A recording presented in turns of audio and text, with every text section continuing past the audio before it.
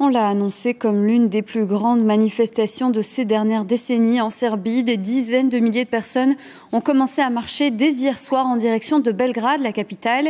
Les manifestants protestent contre la corruption depuis l'effondrement du toit d'une gare qui a tué 15 personnes en novembre. Et la tension grimpe depuis que le président accuse des manifestants d'être payés par des agences étrangères. Julie Rans, Barbara Schall. Ils sont arrivés à pied, à vélo ou en tracteur. Cette nuit déjà, plus de 30 000 manifestants, selon les autorités, venus de toute la Serbie, ont convergé vers la capitale. De nombreux autres protestataires, principalement des étudiants, devraient affluer tout au long de la journée. On est ici ce soir pour soutenir tous les citoyens, tous les étudiants. Nous sommes des étudiants. On est venus ici pour essayer et se battre pour une Serbie meilleure, pour que demain soit meilleur pour nous. Et j'espère qu'on va y arriver. Depuis plus de 4 mois, la colère gronde dans les rues de Belgrade. Le déclencheur, l'effondrement d'un toit à la gare de Novi Sad, bilan 15 morts.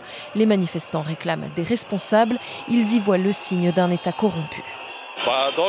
Je suis ici pour soutenir mes amis, mes collègues et tous les citoyens qui pensent par eux-mêmes.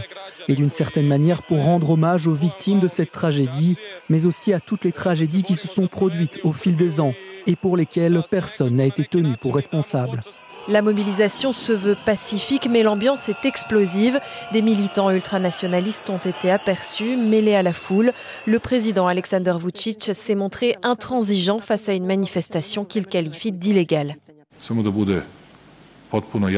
Pour que ce soit complètement clair, je n'accepte pas les chantages, je n'accepte pas les pressions, c'est moi le président de la Serbie. Je ne permettrai pas que la rue détermine les règles dans ce pays et je ne permettrai pas que la rue détermine un avenir catastrophique pour ce pays. Ce climat de tension a même fait réagir l'Organisation des Nations Unies qui a appelé le président serbe à respecter la liberté de réunion pacifique et la liberté d'expression.